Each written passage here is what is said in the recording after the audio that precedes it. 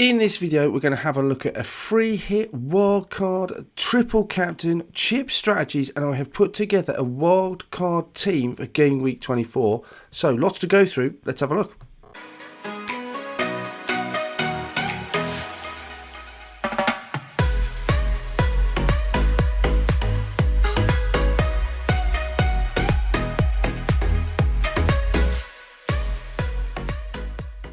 Hi fantasy managers, welcome to FPL Team Talk. So like I said, in this video we'll have a look at a wildcard team for 24. We'll have a look also at chip strategy. We've had those game weeks, double game week announcements for 25, 26. We know there's going to be teams blanking in 27, 30. So how do we negotiate all of those?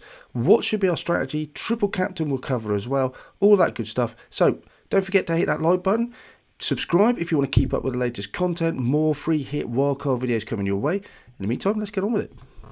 On screen then we have the fixtures for game week 24. So this is a video where we'll have a look at a possible wildcard scenario. There are of course double game weeks coming up in game week 25. Manchester United play Brighton in that fixture.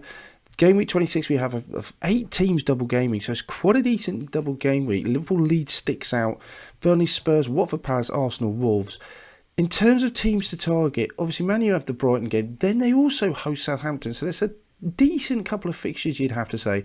Brighton away, Man U obviously not going to be easy. Then at home to Watford, so possibly Brighton again. Decent fixtures, certainly at home to Watford. You would like. Not sure about away at Old Trafford. For game week 26, very difficult. There's no stand-up fixtures other than that obvious case of Liverpool, who are playing at home to Norwich and Leeds, and it just stands out so much to triple captain Salah in that way. I don't think you're going to get a more obvious triple captain opportunity, a better opportunity than Liverpool at home to Norwich and then Leeds in one game week. I don't think there's going to be a better one. It feels just too obvious. If you really would have to be brave to go against that, I think that would just be the option for me. I have to do it. I know everyone else, every other man in this dog's going to do it, but I just think it's the right thing to do. Arsenal, they also have a couple of decent fixtures. At home to Brentford, at home to Wolves. Again, you would like to maybe target some of those Arsenal defenders in that. And you have Spurs, they're playing Man City and Burnley, both away. Not great fixtures. I mean, that Spurs one, you just think, it's almost like a dead rubber you feel for Spurs. Maybe I'm being harsh on Spurs. Just Manchester United, the hardest fixture you can probably get Man City at the moment. Burnley fighting for their lives. You wouldn't expect that to be easy as well. So Tottenham, even though the obvious choices are Kane and Son, I'm not so sure I'd want to bring him in for that game week. Even if it's a double at the expense over a Salah or someone like that, I just feel that those fixtures are quite hard. So the obvious teams to target there, clearly Liverpool, possibly Man U, Brighton maybe as well. So those are the teams to target. What you have to bear in mind is that we love those Liverpool players because they've got some great fixtures against Brentford coming up. They've got the Norwich, as we've just seen in Leeds, but they blank in 27. So bringing those players in for 26, you would have a problem blanking in 27. They're just not playing. So can you ride 2 or 3 players on that Liverpool bench through to game week 27? That's got to be a question. Could you free hit in 27? But bearing in mind, if you free hit because you've got 2 free hits, that's certainly an option. You've got to bear in mind that game week 30 is going to be a big blank week with a lot of the big sides going through in the FA Cup. So would that be a better time to free hit? For me, if I've got 2 free hits, I think you absolutely have to free hit in game week 30. Do I free hit in game week 27 to take advantage of those Liverpool players not playing? That's a decision I think I'm going to have to make near the time. But I think if you've got 1 free hit this game week and you wildcard now, this game week poses a problem for you. The other thing to be wary of, I think, Chelsea wildcarding 28, possibly 27, and they're not playing in 27, but you could wildcard in that fixture. And then you look at the games coming up before that. No, blanking 3 of the next 4 weeks. Palace away in the middle of that. So there's just no Chelsea players that are of appeal. No one else is going to have them. And look at that after 28.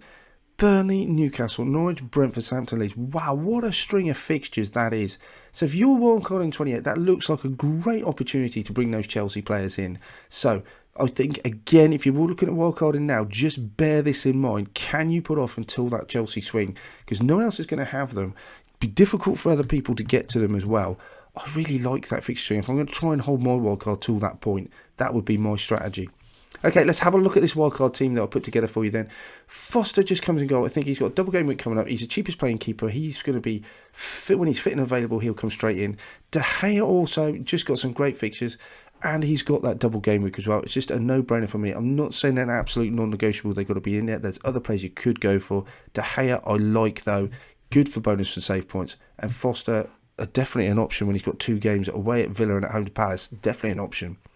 In defence, Digne looks a really good option as well. Like him, we know what he's done in the past. That's what we're looking at. I suppose that's what we're basing 5.1 on. He's already got 1 assist for Aston Villa away at his old club, but he's on set pieces. I really like him. 5.1, I think he's a must-have for me. Dalot as well. We won't Bissaka out. We'll have to keep an eye on press conferences for that. But double games week's coming up. He's got 3 assists. Not much for goal threat, but for that price in a Man United side with some good fixtures and a double game week, I really want to bring him in. Cancelo, for obvious choices, I'm not going to go through him. Man City have some great games coming up. And Laporte, it's a choice of him or Diaz. I think for the money, just about. I think the goal threats are very similar. Both possibly as nailed. You could argue that Diaz he's had a rest recently, so perhaps he's more nailed than Laporte. Again, have to see what happens in the Champions League in terms of rotation for Laporte. 5.7, he saves you money, and that's really the only reason I'm going to bring him in over Diaz at the moment. And then another controversial choice, I think Robertson over Trent, just for the money he saves, and we'll see what that difference that makes in your side elsewhere in a minute. 7.1, he saves you over £1 million, still possesses goals and assists and those clean sheet bonuses.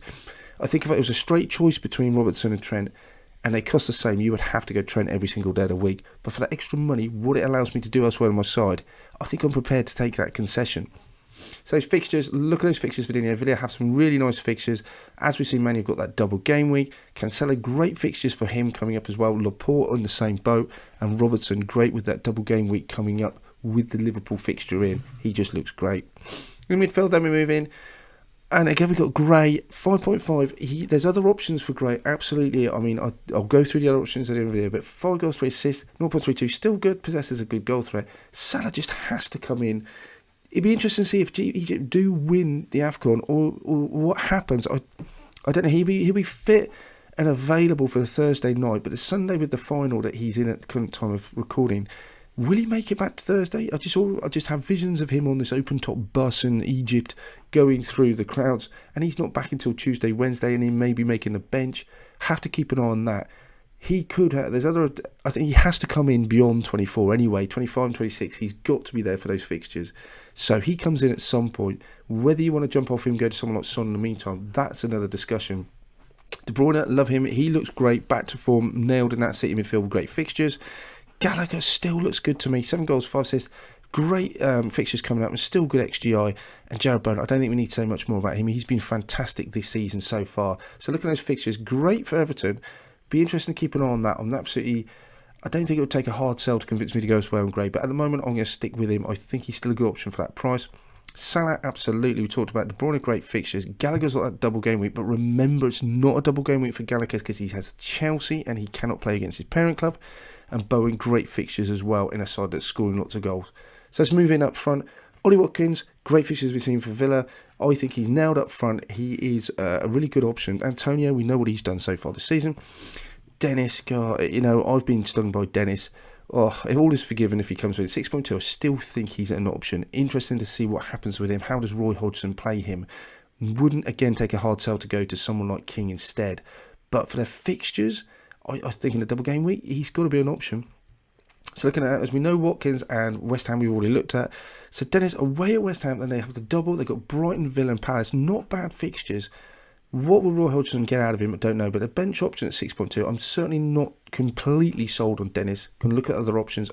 But for the double game week, definitely a potential. And remember, I mean, a lot of people are disappointed with that red card, getting suspended for the second game week. Remember what he's done up until that point this season. He has been a decent signing for FPL players. So having a look at the whole side across there, it does cost 104.4, so you might not necessarily have that. A lot of these players you might have already have, so that wouldn't be a disaster to bring them in.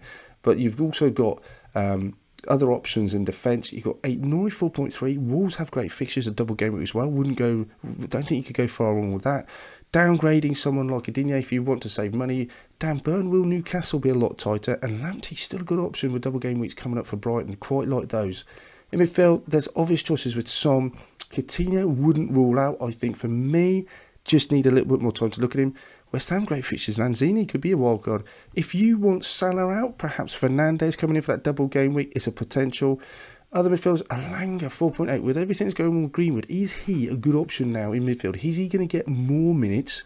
And he seems to be a favourite of Rangnick. So he, with that double game week on, could be an easy way to save money. You could go from Gray to Alanga. Wouldn't be disappointed with that. Van der Beek is a bit of an option again as well. Could be a differential. Again, I'd like to see more about where he's going to play in midfield. And then another one, Ismail Sarr, with Watford having those games. Could you possibly go down that route instead of Gallagher? Ismail Sarr could be an interesting call. Then the last one, Odegaard. With their blank game weeks, I think it's difficult with someone like that. But again, 5.6, double game weeks coming up. Again, an option, possibly click Saka, but again, that's going to maybe involve you upgrading somewhere in the side, which is quite an expensive side as it is already. That's it for this video. Thanks for watching, guys. Remember, tell us what you're planning to do with your chip strategy. Are you going to wild card? Are you going to free hit? When are you going to do it? Who are you going to bring in? Let us know in the comments below. In the meantime, don't forget to hit that like, subscribe, and I'll speak to you soon.